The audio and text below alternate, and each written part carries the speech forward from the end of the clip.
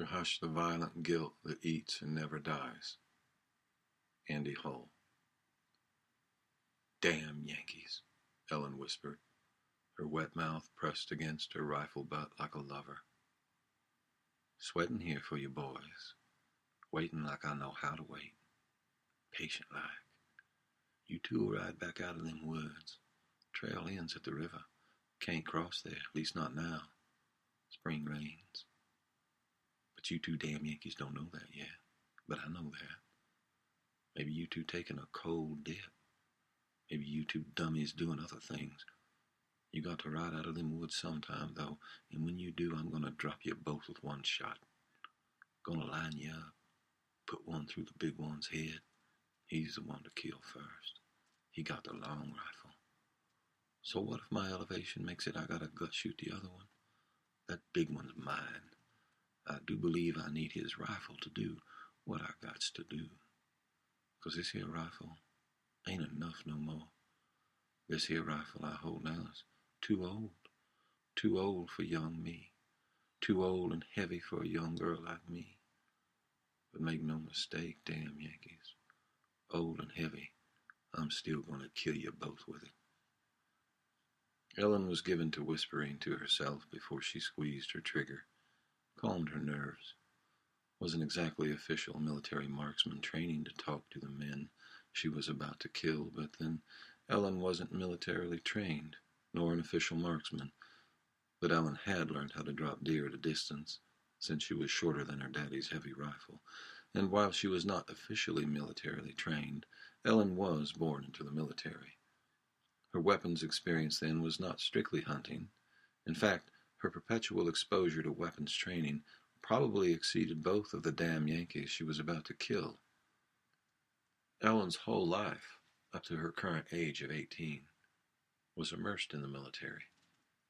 And while she didn't grow up stalking men, she had stalked game for miles, as she had these men down the hill from her now. Only her game she never cursed. Her game she sweet-talked unto death. But for the Yankee invader, there was no sweetness at all in Ellen. As far as the Yankee invaders were concerned, there were only her bitter words before their sweet deaths. These two unfortunate Union soldiers about to die would not be her first damn Yankee kills. But then Ellen didn't keep count. That would be unnatural to her. She didn't keep count of all the deer she had killed, though she seemed to remember every one of them at once sometimes. So, while Ellen had never talked meanly to the animals she took for game, she had to talk severely to the men in her open sights. Yankees were not just Yankees, they were damn Yankees, and all of them stupid and worthy of an unfortunate end. So to demonize her targets, to make them stupid and deserving of a bullet in the brain, was what Ellen did before she fired her .54 caliber Model 1841 Mississippi rifle into the hearts and heads of her enemy. Ellen said what she had to say to herself in order to take enemy life. But no matter what she said before she shot, after her men fell dead, Ellen always cried. But then Ellen cried before she fired, too. Only no sobs before she fired. Just tears. Ellen told herself it was sweat, but they were tears. Her tears. And Ellen's tears ran freely and flowed into her mouth, and made her full lips wet and whitely rimmed, in a briny residue of her own salt there. The salt taste, Ellen explained to herself, was the salt in her sweat, not tears, from holding the heavy rifle steady over the rock piles she was given to building. Ellen built little mounds of stone to hide behind, to lean her rifle over, and to fire from, and then to duck behind, and then to reload under fire if necessary. But hiding behind what she leaned across now was not the real reason for the rock mounds. Ellen had learned to build such knee-high mounds after that first man she had shot some year before. He was a damn Yankee. She had been sure. At least she was sure now. And Ellen was sure enough then, too. She was sure that no man, north or south, would live to do to her what that man was thinking to do to her. Or maybe he was just unbuckling his breeches to pee. Ellen could only guess what was passing through a damn Yankee's mind when she surprised him that day along the road. He was fiddling with his breeches of all things as her musket ball passed through his heart. Not only could the girl shoot straight, she could bring up her heavy rifle much faster than the brute had judged. She could aim center mass and not hesitate when she found her target. She had no sooner buried him in a mound of rocks than she was confronted with a second damn Yankee. She had dropped behind the rocky grave as the young bluecoat had emptied his revolver toward her. He was rushing her, too. She could hear him running towards her, and between his shots and curses, he had her pinned down. Stupid damn Yankee. He emptied his weapon too soon. He should have waited. He should have walked. When she heard that last empty click of his Navy .36 caliber revolver, it was too late for him, and he was much too close to reconsider his hasty tactics. Sure, he could see her rifle leaned against the tree. He thought he had her. He thought to finish her with his knife. He was wrong. He was reaching to unsheath that long blade when she popped up from behind her first kill's grave and pounded her second kill's head with a grapefruit-sized field rock, as though his face was all that stood between her and her next breath of sweet life. It seemed lucky to her that she happened to have a rock in hand when she rushed him back. Field rock trumps an empty revolver every time. Only, when Ellen hit the second damn Yankee, the rock had come out of her hand. If she hadn't have already gathered a whole lot of such ammo behind her, he might have recovered from her first counterattack. That damn Yankee took her first blow like the trooper he was. The second blow, not so well. By the third rock, that damn Yankee was down. By the time she had unburied her first kill, piling every rock she could reach onto her second kill's head, Ellen was certain that Ridge Rock, Field Rock, any rock, was Lucky Rock. Ellen had been delirious with exhaustion then. After burying a man's head under every rock she could reach from just behind her, and then to slam that rock down onto him with all her fear and might. It seemed luckier still when she tripped and fell backward behind the same, somewhat dwindled mound of burial ammo. She tripped and fell at precisely the moment a third damn Yankee tried to shoot her with his rifle. She fell backward in her exhaustion, but rose up slightly to crawl toward her rifle in new energy, such as she had never known before. The mound provided just enough cover for Ellen to crawl behind, and then to regroup her senses, to get her breathing under control, and to understand very quickly what war required. That is, a life. Whether it be her life or her enemy's life, war did not care. What war wanted was precisely what was happening. 2 people, 2 targets, and he had missed his shot. Twice. First time by fate, second time because of good cover. Now to hit her target, Ellen must again become a target. So Ellen had risen up that day from 2 graves, slowly, raising her rifle calm and true. She whispered as she had fired, "I got this. My damn Yankee. Die now." That third damn Yankee must have been the last of their group, because when her musket ball passed through his jugular and he rolled backward in a red spray off his horse into the center of the road, there was quiet for the hour after. And that was lucky for Ellen, again, because she was spent too, sure as a tired minie-ball gone beyond its range. When that third damn Yankee dropped, she dropped with him, to her knees in a heap between 2 dead men. And there Ellen passed into unconsciousness, kneeling before God she was sure had forgotten her. Ellen woke in that position too, her empty rifle across her soaked lap. She marked the time by the sun in her eyes. Dusk had come in bad dreams, and the day's last glare made its own advance upon her large, sealed lids, rousing her darkened brain in the different light. Ellen had her eyes open to a new world that day. Whatever young girl knelt there rose up a different woman. All Ellen knew in those first moments of new consciousness was a hunger and a thirst like she had never known before. Ellen searched her kills for food and water and found some. The only biscuits of theirs she didn't eat were the ones with their blood on them. She drank all of their water. Now here, in sniper position again, more than a year later, upon another pile of ridge rock, Ellen waited for 2 more damn Yankees. And while Ellen was hungry, she was not killing them for their food. She was not even killing them for hatred of their uniform. Simply, Ellen needed the big one's rifle, because Ellen had a plan, and her plan demanded superior firepower. Her needs of late were very few. Even food now was not as important as that big one's rifle. Ellen hadn't eaten a regular meal in over a year. She hadn't eaten anything in 4 days. No matter. Ellen had been hungry before. Besides, vengeance is a meat that replaces all other food. If Ellen wasn't eating in spring, it was because she had lost her appetite for anything that distracted her from having that rifle. Ellen would have it. And as she was certain the big damn Yankee would not surrender it to her, she must take it from his dead body, and since he had the advantage in size, she must take his life some 10 acres before she could lift his rifle. What else could she do? Well, she could cry. Ellen cried a lot. Seemed some days she cried more than others. A woman, whether she's cooking supper or killing people, tends to have better days than others, and today was tremendously trying. Feeling weepy before such mean business was not foreign to Ellen. In fact, Ellen had let as many men pass for her period as she had shot dead during her ovulation. Her times had never been easy, but the day was particularly trying. How she wished these damn Yankees would pass in her rhythm. It would be so much easier on everybody. But war waits for nobody. Ellen cried as she sighted down her rusted musket barrel. She told herself it was the pain in her shoulder from the perpetual shock of her rifle butt.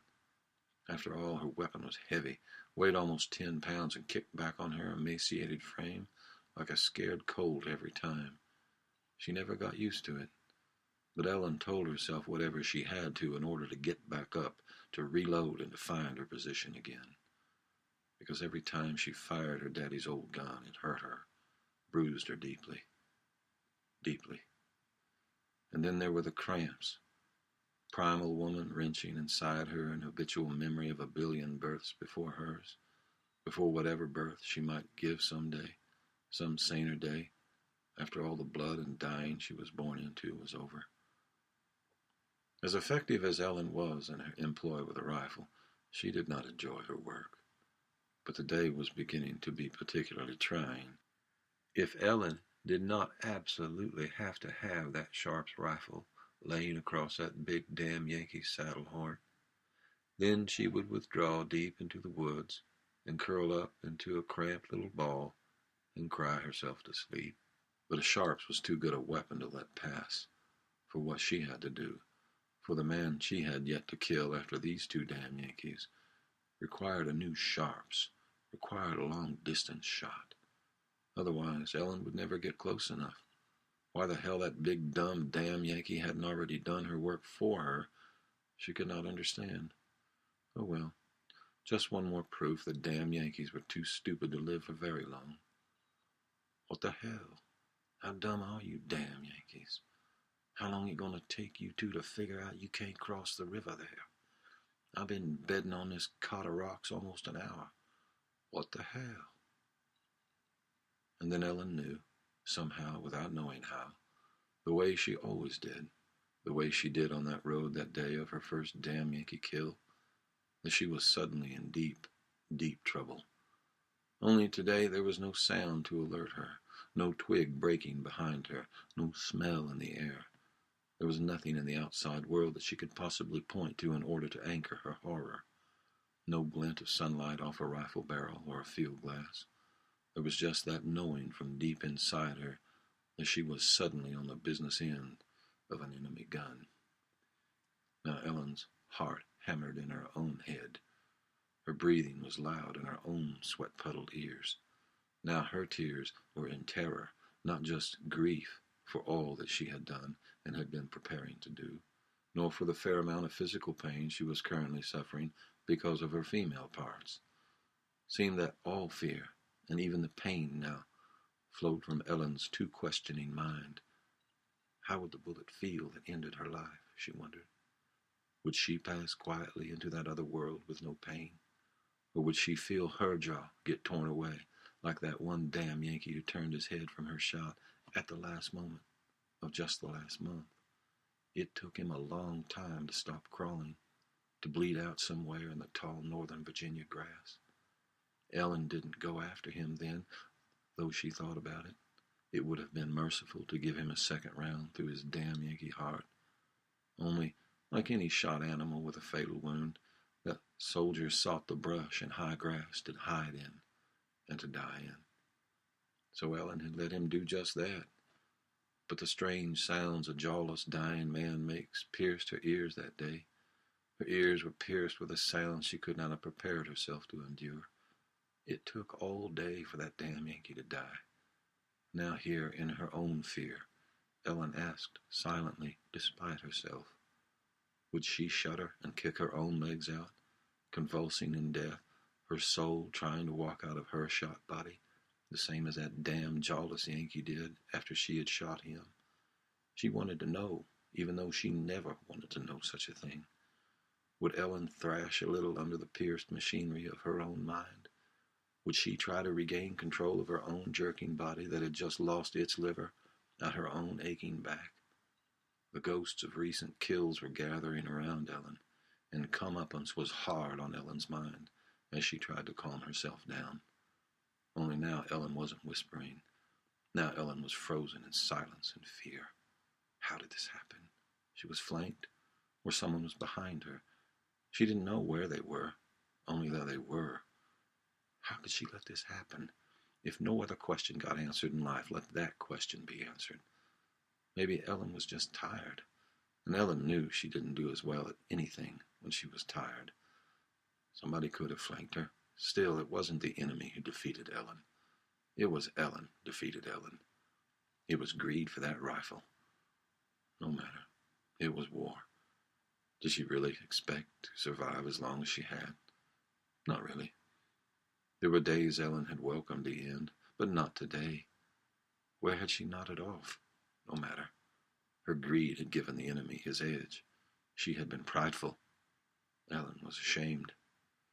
Maybe she just didn't understand the field the way she thought she did.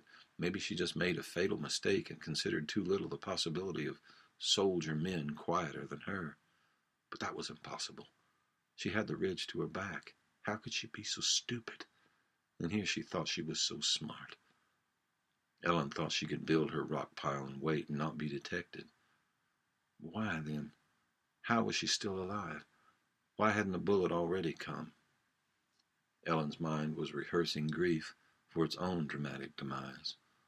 Oh no, she heard her own voice inside her own head, same as if she were helplessly watching some child fall from a horse to its death. Oh, dear Jesus, no, they're going to kill that girl named Ellen. But why? If she were in their sights, why is she not dead already? There could be only one reason. Same reason that damn Yankee never hit her with 6 rounds from his .36 caliber revolver. He wasn't trying to kill her. He was only keeping her away from her rifle. No, that damn Yankee wanted to kill her up close with his knife. Most likely after he had finished his business the way his dead friend had tried to begin his own with her. Well, maybe the man had been just trying to pee. He was still a damn Yankee. Oh, no, they will not take her alive. She will stand up, put her own rifle under her own chin, and her own brains will drip from the pine limb just above her by her own doing. But louder than any of these thoughts rang the alarm of her own curiosity, loud behind her temples, like tolling bells in quiet poetry. Just exactly who could these sons of bitches be who could best her like this? Ellen had to know exactly who had defeated her before she knew another thing. Greater than her fear of rape, torture, and death was Ellen's curiosity. She had to at least turn around to face what was watching her. Surely she would have time to end herself before they did. Greater than the mystery of her own death was this mystery. All men before these men today had moved like cattle through the brush. These men today made no sound at all. How then was she certain such men even existed? Ellen tempted herself toward rejection of what she was feeling. But such temptation was flat and tasteless through the salt, like a picture of a black apple offered to a paper Eve from a penciled-in snake. Ellen knew she was going to be shot dead, and to argue with herself about it now was pure fantasy, just like the Garden of Eden after Gettysburg. For always before, Ellen's incense, as she had called it, had always surfaced in time to save her life. Today her incense seemed on time only to announce her death. Maybe she could run for it. But where? How many men had run from her? There were those 2 who had tried a fortnight ago. Did they think then, her present thoughts now, that no matter how fast and far she might run, her enemy's rifle would reach her? Only lead the fleeing prey with your barrel and a longer breath, less than an inch for every 100 yards away she might run. Like them damn Yankees, she may run, but it won't matter. Her round had found a spine then. Another round had found a wheeling face then. Now Ellen's own spine braced for impact. Ellen's own face prepared itself to be blown away.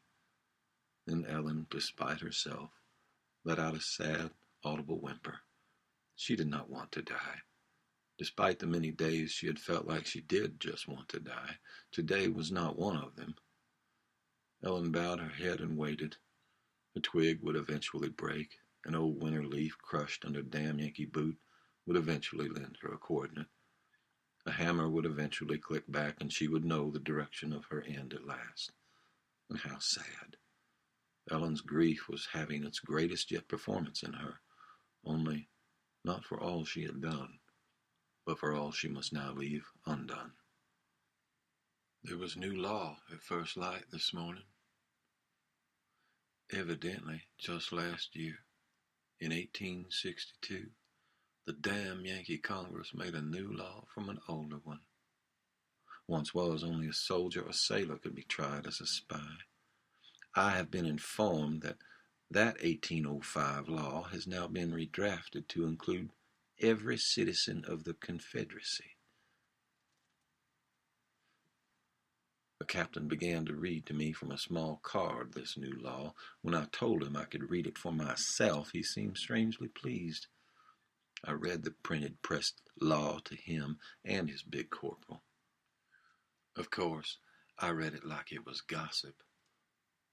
That, in time of war or rebellion against the supreme authority of the United States, all persons who shall be found lurking as spies or acting as such in or about the fortifications, encampments, posts, quarters, or headquarters of the armies of the United States, or any of them within any part of the United States, which has been or may be declared to be in a state of insurrection by proclamation of the President of the United States, shall suffer death. So, it is what it is. They can hang me or shoot me as a spy, whatever suits them, but I was never a spy. I was just a girl going about her father's business, though neither me nor my father agreed at all with such business. Is there a name for people who kill their saviors? I reckon the name of this savior killer is Ellen. No sooner had I finished reading than the captain went for his saddlebag. I was certain maybe for a Colt 44 revolver. He seems like a Colt man. Only it wasn't a pistol he drew out for me. What wonder this morning? It wasn't a pistol. It was paper. He wants me to write. Day 1 of my latest captivity. I, Ellen, confess to no spying. That's what the captain wanted me to write, was a confession. Only I ain't no spy. Over the last year, I have, with all intent and malice, shot and killed 17 federal troopers, more than half of them commissioned officers. Because I do not wear a uniform, I am considered a spy by my captors. While these 2 men seem interested in exactly who I am equally interested in exactly who they are. For I have never been surprised in the field before the way these 2 continue to surprise me, both upon my capture and during my captivity. The captain told me we only knew there was a sniper in these parts who had a penchant for killing Union cavalry officers. He assumes that sniper is me. His assumption, I confess, is accurate. The captain this morning offered from his saddlebag not a round from his 44 as I had feared, but rather a stack of writing paper to me. He handed me a quill and a bottle of ink. I suppose he wants a written confession. Instead, I think I will just remember my life a little here. Surely he will burn what I write anyway. I have lived a life among the tombs. It's clear to me now. I cut myself on the real rocks of an unreal girlhood, screaming at my chains, chains that were cold in winter, chains that were hot in summer across other wrists, other ankles, heavy always. I never wore one chain myself, never suffered one blister even, for I was privileged. My mother, though light mocha like me, was wife to a Union cavalry officer, a white man. Now, before my capture here, I had been 3 days in the tomb of my own rebelling body. Now the moon and her curse is again temporarily lifted. My body doesn't ache on account of just existing, and the beating I took from the Union corporal was painless comparatively. I felt no lust in him as he tossed me over the ground, kicking me in a roll out in front of him like I was the lightest scarecrow, unworthy even of carrying to the fire, losing my straw every time I landed more than rolled. The corporal, whose name is Dane, was not trying to subdue me, to violate me. I suspect for a moment he just wanted me to stop trying to beat him to death with my little fists. In his hands I am so small, and when Dane caught the rock I threw at him like it was little more than a ball I tossed in play, I confess I did become quite furious with him for the insult his mere existence pays me. For comparatively, I am no match for him. And as obvious as it is to me, I know it is so much more to him. Dane truly does not fear me at all. Plucked of my gun and kept from things I might throw, I am helpless against him. When I attacked Dane some hours ago, I literally bounced off of him. I did not expect this. I ran with all I could and rammed his chest with my shoulder. I should have run into a cave wall. Dane didn't budge. Dane didn't waver. I did all the budging. I wavered backward onto the hard ground. He didn't laugh at me, though. There was no sneer in his look. I think, like me, he's just powerfully curious. The corporal seems to me a human mountain lion in his manner. What keeps him at my periphery is the restraining force of a military order. That is all. If this were the natural world, he would surely tear me in pieces for the way I've punched and kicked him and generally thrown everything I could lift his way. His glance stalks me. His demeanor seems lion-like to say to me, "Do not wake me too much. Do not irritate me too greatly." I have understood from my own experience that where there is no physical pain, the mind does have a chance to be still, even in moments preceding death. Now, even in the face of such fate as awaits non-military snipers, my mind can finally be still, because my body is finally out of pain. I see the green sprigs of grass beneath the honey locust here where I sit, guarded by a mountain lion. The taste of the grass is neither bitter nor sweet, either of this grass nor of this life. I have been allowed to ride, literally, until I die. Why? I do not know. Only something in the damn Yankee captain's voice asked me to ride a while, instead of to die so directly. He actually asked me that. He asked, "Would you not write something to me of your life first, before it ends? Let not your young life end without so much as a word from you." He asked me to write. Soon as I showed him I could read. I can write at least as well as he can, I would bet. And why does he sound the way he sounds to me? His voice, the way he speaks. He's not from around here, but not from the north either. Even the corporal says the captain ain't from either world of north or south, but from some world in between connecting the two. While I must hate the corporal for soon killing me, as he must, not for my killing, but for my spine, I must not hate the captain. After all, I am allowed to write something for myself before I die, and so I write. And as I write, I return somewhat to the girl I was when I went to school. I was a good student. I loved to read and to write. I play the mandolin. I understand the beginning of Newton's algebra. I was not always what I have become. I am amazed at such paper, of such instrument of inky engagement I now hold. I feel in my hand the word God's awakening.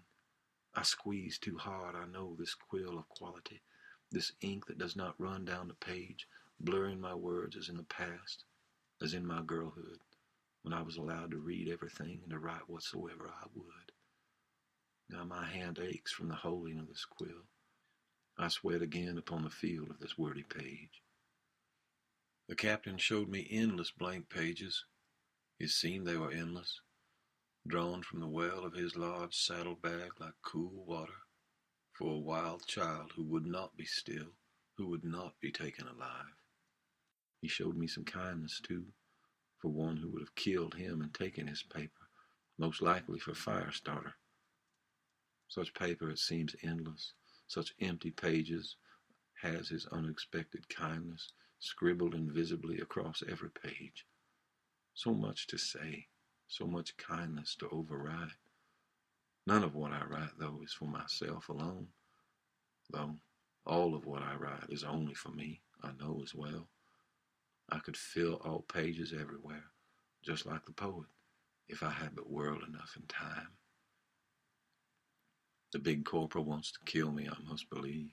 Same as I wanted to kill him, but not the same, really. I have nothing he wants, not even my young, if starving body. Why am I alive, then? I do not know. And why does the captain look at me so curiously, as if my skin were a clue to some larger mystery? The way he looked at me then, just yesterday, when the corporal's trigger finger twitched lightly upon my own quailing heart, I did not know if it was hateful wonder from the captain, or the anguish of lost love. I assumed, like me, it was both. I am bold before death now. Bolder, I suppose, because I have been allowed to write before I die. Now that the physical pain has passed, I can pass into that other world without fear. For to die in pain has been a fear of mine. I do not want to leave this life to avoid pain. On those days I do want to leave this life, I promise it is not because of physical pain. While I've never met anyone who has avoided suffering, I have also yet to meet anyone who can tell me why we suffer. And perhaps to meet such a one is why, overall, I have wanted to live more than I've wanted to die. In short, I am curious as to why this world, why this life, why me to be here now, in such a time as this. Still, I cannot say why I have chosen to live. I feel when I most feel nothing, that maybe my life is not my own to take. And so, in my darkness, in the darkest portion of my despair, it has been curious wonder that has spared me. Curious wonder even now, as I sit like a schoolmaid stripped of her rifle and made to write a word for herself upon the chalkboard of this page before she dies. Tomorrow I may go before King Sharp the rifle, and maybe meet the emissary of his rifle judgment. I may feel the pressure of his sentence upon me before I hear the report even of his barrel. My eyes will close in death most likely before the muzzle flash is finished, and only these words will remain of me. And all I want to know is why was I born into such a time as this? But I am not Esther of the Old Testament, nor was I meant to be.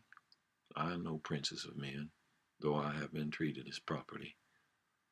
Oh my, how I like to whisper here on paper, all inside myself, yet hear me clearly before my own eyes in black ink. The only sound is the scratch of this wondrous quill across this textured page. I am no less thunderstruck from the silence as from the roar of my daddy's rifle. though here I do not need to sweat and to cry from such louder silence. I am pointing no rifle to take no life. My body is not cramping unto death to give life either. I am just here, alive, a small and starving dark lamb, chewing her tiny leaves of chickpea grass, grazing with grateful fingertips beneath a honey locust tree. The shimmering spring sun drives deeply into my darker shoulder skin. Let me disappear into the earth now. No more words.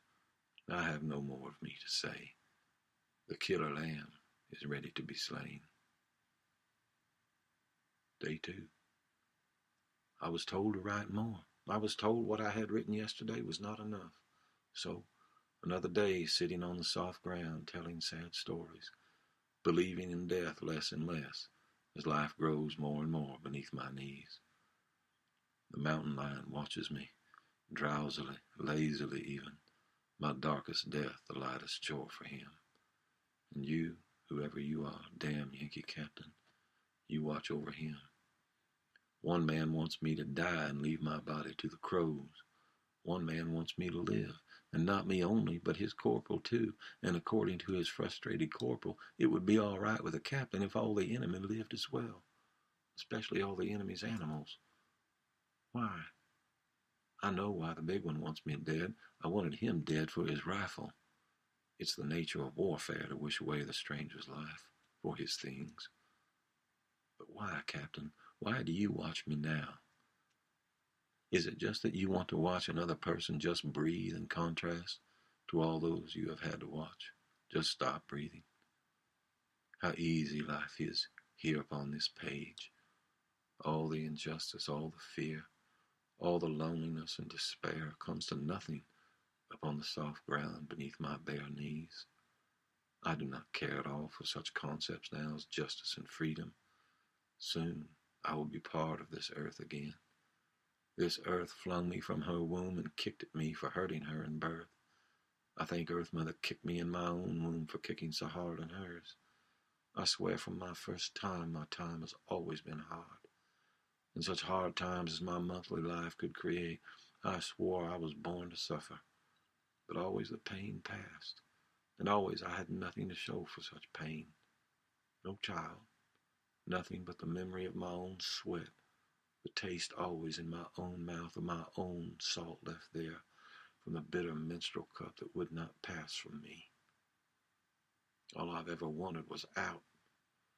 Get me away from this life, free me from this body made for chains and slavery, within and without. Let me cover myself in rags. Let there be salt upon my mouth so no man may want my lips. Let there be dirt beneath my fingernails so no man may want my hands in his hands or across his chest. And let there be cold in my heart so no other may ever hope to warm themselves at my enemy soul's fire. I must tell you, you damn Yankee Captain, that there is a valley between me and this body you are about to execute. I may feel the big man's rifled slug enter my heart. An ounce of lead will be the only thing this life that will know my girlish breast, and it will only know such a breast long enough to pass through it and to stop the heart beneath that never really started there. Only that Sharp's rifled .52 caliber round will end only the rounding question of why. That's all your corporal will end of me, you damn Yankee Captain. Your executioner will end only the question of why. But neither he nor you, Captain, will ever end me. You and all your kind may kindly go to hell. Day 3 of my last captivity. I have submitted to a new control. A power is gone which nothing can restore. A deep distress hath humanized my soul. So says the poet Wordsworth, whom I have loved all my reading life. Never have I wanted more to drink the hot taste of life, and at the same time never have I been more convinced that my cup is truly empty. My distress is complete, and while I would have thought the absence of hope would have a more bitter taste. This cup now passed to me is neither bitter nor sweet, but like the chickpea grass beneath me now, tastes only of itself, of the fresh earth and spring rain, a vague, grassy nothing. What more is there to write? I answer as Hamlet, except my life, except my life, except my life. Where did my terror go? Whence my fear? My mind is in fragments and sad stories. Self-defense is necessary, especially at long range. If I am a murderer, then I am acquitted inside myself. Because I wear no uniform, I am considered a spy. I am a spy in my own land. Why and how? My curiosity must outlive me. Justice creates criminals. Punishment creates guilt. Why gives birth to how. Neither child question grows to a very happy adult answer. Does music make math, or does math make music? For I love both and do see each clearly in the other. But who will ever know this of me but me? My scared pony mind races, without any intended direction, through the open field into that tree line yonder. I have more questions. I know now that none will be answered by me. There is no wind across this battlefield of my little life now. All the smoke and carnage I feel inside me mixes indiscernibly in the fog of a more interior conflict. Lay me down now in the shortest grass of adulthood. I will not make a sound. Just let the lights go out. Day 7 of something, I know not what. I have been silent now these last 4 days, of these, the last 7 days of my personal creation. Upon submitting to that new control in my last entry of day 3, I fell down as sure as if I had received my own wound at Gettysburg, same as my daddy received his. I too fell into the close grasp of my own consummate despair. I too made strange noises inside myself. The jaw of my heart shot away by some deep distress that gave my soul its execution date. Only now I do not feel that same distress. Now I feel peaceful like. I accept my fate. I say my fate instead of saying I accept my death, for my fate and my death are no longer bound one to the other. Yes, I accept that this body must die. Only I'm not my body. What am I then? Whatever I have been to whomever I have been, but these words answer for what has been done by me, not to be done again. I'm very sorry for the suffering of every living thing that ever lived. Only something inside me insists, even now, that the glory to which every human heart will eventually awaken will make all suffering of all times and all places worthwhile. This much I know. Though I do not know how I know of the knower, that one who cannot be known as any one thing, but can be known as me, in me. This is, at last, enough for me to know this. In trying to live, I have found only death.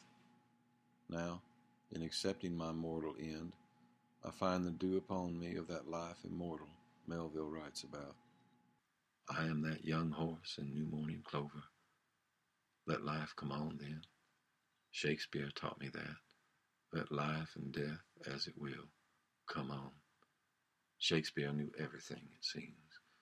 Wherever I go, whatever I feel, seems Shakespeare has always had a scene or a sonnet for it. My life would have been intolerable without poetry, without music, without numbers, without the animals, great and small, wild and the purring ones too, to which I have awoken with upon my chest during those spring mornings of my girlhood. Animals may love, sure as any people. Animals may suffer separation and loneliness, sure as any loneliness I have known.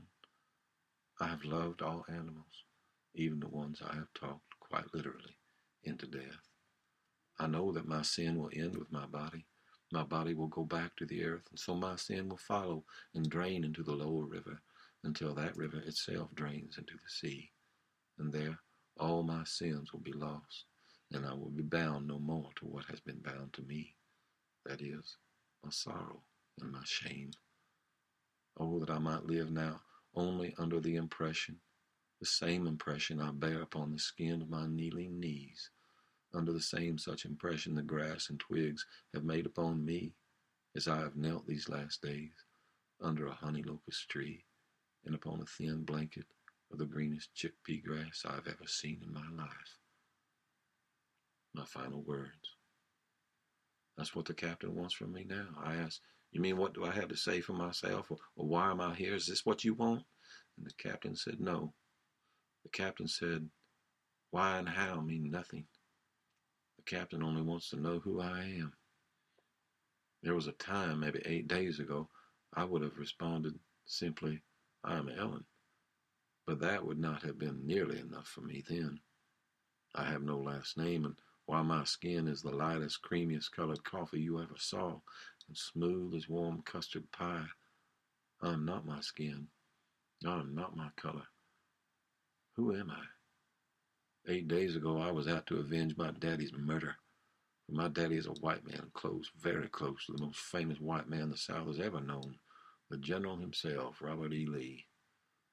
My daddy loved my mother, whose skin was as creamy and like cocoa as my own. And my daddy loved me, too. His skin was the brightest white, with splotches of crimson blush appearing randomly across his great face. His flaming red, shoulder-length hair was a glory of his youth that did not depart him, even unto his death. He would come to us at night with hope in his always watery green eyes that the great general would not leave the Union. In fact, my daddy prayed with us so many times that the Lord would work inside the great general, that maybe God himself would free my daddy's beloved wife and daughter from ownership. Only the general, out of pride, would not leave the state to which he was born. As went the general, so went my father. Only my father told the general that surely the Lord was not in the general's decision to rebel from the Union. As the scripture saith, rebellion is as the sin of witchcraft. Torn between the general and a mere family, my father went with the general. My father, who had allowed me every privilege of any white girl on the Lee estate, as my father was in charge of that estate, finally denied me any privilege at all. In fact, my father slapped me so hard across my temple for my own protests that there was such a sudden ringing inside my head that I've never known real quiet since. War came to my family long before Gettysburg. We were torn asunder on a quiet Sunday afternoon by a general's decision to rebel. My mother, who had been favored for her beauty, was unfavored as quickly for her color. For the general's rebellion meant our continued servitude, and for that my father hated the great General Lee, whom he also loved. And for my father's sake, I have hated the damn Yankee, whom I have also loved. I have been a girl in conflict, one might say. I see this now. My own body has waged its own war of rebellion. Now, my complaining father is numbered among the rebel fallen at Pickett's charge.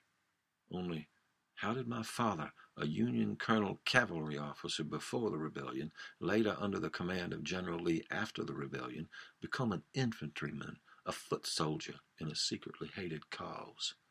Answer. General Lee did not like my father's disagreement with him. General Lee stripped my father of his rank and assigned my father to General Pickett's division, and there, before an elevated, well-fortified, well-supplied, and marvelously motivated Union artillery, my father fell, along with well over 1,000 other men. They died for nothing other than General Lee's pride. I'd often heard the general say to the naysaying of his staff that someday the Yankees will send me a general I do not understand. Of course, his staff thought that highly unlikely. General Lee, after all, was next in rank to God himself. Seems Jesus, as mere Lord and Savior, had to fall in behind the general. Only, at Gettysburg, General Lee finally found not a general he could not himself understand. Rather, Gettysburg brought the great General Lee a Union general who plainly understood him. General Lee's self-importance and pride became the one thing Meade understood. General Lee could not resist the temptation to break the Union Army, no matter its elevated position, no matter that Meade got the high ground first. General Lee had 18,000 men, after all. Still, Meade had the high ground in perfect cover. General Pickett, under Lee's direct order, had nothing but open ground, under such a barrage of Union artillery as no man had ever seen before. My father died in Pickett's charge. He made it to the Emmitsburg road, and there took his several wounds, and passed into that other world. General Pickett lost 70% of his glorious division that day, of killed and captured. The famous charge of the Light Brigade, immortalized by Tennyson, had less than 30% casualties. War changes even poetry, if only by percentages. Only, while father was killed by Yankee shot and shell, for it looked as if both had riddled his body with dozens of fatal wounds, in truth, my father was murdered by General Lee, same as King David murdered Bathsheba's husband, by sending him into a forward position to be slain. For my General Lee, like my father, loved my mother and found her fair, and like the King Psalmist David, General Lee is a man of war. Men of war tend to take what they want. Only my mother could not be taken. Though General Lee considered her body his property, my mother's soul was hers alone. Not even my father sought to seek possession of that. The news of my daddy's death came to my mother as a fever. 3 days after Gettysburg, my mother, too, was dead. They said it was a fever, so fever killed my mother. But, like shot and shell, fever was only the fire that burned a dozen fatal wounds into her mind. But what started that fire? Was it her love? Was it the general's lust? Was it my daddy's anger, his hatred, his love? I think for all of us it must have been the same sin by which Satan was cast out of heaven. That is, pride. For his pride the general rebelled. For pride my father rebelled. For pride my mother rebelled. For pride I rebelled. Now for pride I die in enemy shame, without the knowledge or care of those whom I love. Though I may call their shame my honor, to me it is neither shame nor honor to die here. My death is what it is, just another end of something that never really began. It is for pride we all must leave our heaven and fall into the earth of our bodies. And here, in the earth of our bodies, we decide, as the poet says that Satan decided, we reign in hell, or we serve in heaven. What more is there to say of that? And so I needed the corporal's rifle, for the shot I had to take would be an extra long one, for now nobody gets very near the great General Robert E. Lee. So who else, then, may bring the news of his lustful sin better than a long-distance rifled slug from the mouth of a sharp rifle, king of the long-distance coup de grace? Last day in this world. The captain wants me to write my own epitaph. Epitaphs are for the living, not for the dead. What care I of any living left after me? How strange that I do love. It seems everybody all so much now. How strange that life seems ever more abundant, and death so temporary, even as deep snow is temporary in time, waiting only for the spring to flow on again. Death is a mime in the park I played in once when I was in New York City. Death is a production played by ants and other burden-bearing bugs upon the promontory of every grave. My daddy's grave, my mother's grave, my own grave. What would I tell all the living come after me? What message might I leave in my epitaph to some stranger passing by a slave girl's grave? Here lies Ellen. Here lies the body of Ellen. Here lies what exactly? Epitaphs are not so easy to write. How may I say in a few words the life I have lived, the death I have earned? and despite the sorrow and grief, the joy I now feel in my deep heart's core. For I do feel the joy of heaven inside me now. I feel compassion for myself, for my mother and father, for all the dead at Gettysburg, Union and Confederate alike, for the corporal even, for I see into his corporal heart, and plainly he is in pain. He is alone inside himself and unarmed, vulnerable and breaking down, though he does not see it. As plainly do I see into the captain's heart, only there I see no thing. I only feel a wide open space, a pasture green and gold in him, as in the days of all childhood, of mine, of his, and of his corporal, and of all the children, and of their animal pets, of everything, actually, of this world. What will remain of me but my name? The book of my body will be burned in nature's slow fire of earthly decay. The words of my body will run together, smeared by time and falling rains, and all my sentences of me will end in the elements. The mud I have been will return to other mud. The joy I have been will return to other joy. Even the marker bearing my epitaph will someday be gone. And so, what need have I of any epitaph? None. Again, epitaphs are for the living. What have the dead then to say to the living? I too lived. I too was sorry for things I had done, for what I had become. I too asked forgiveness. I too was forgiven. I too loved and was loved. I too was grateful. I too understood, at last. And I too was transformed by that understanding, same as any creeping, crawling caterpillar, the most beautiful golden-winged butterfly you ever did see. Only the living have no time for the dead, no time for messages from beyond the grave. The captain is giving me a chance to say something here, and for want of knowing what to say, I would say everything. So my epitaph is this: without a birthday or a death day, on my grave may it read only, Ellen. Ellen is, at last, enough.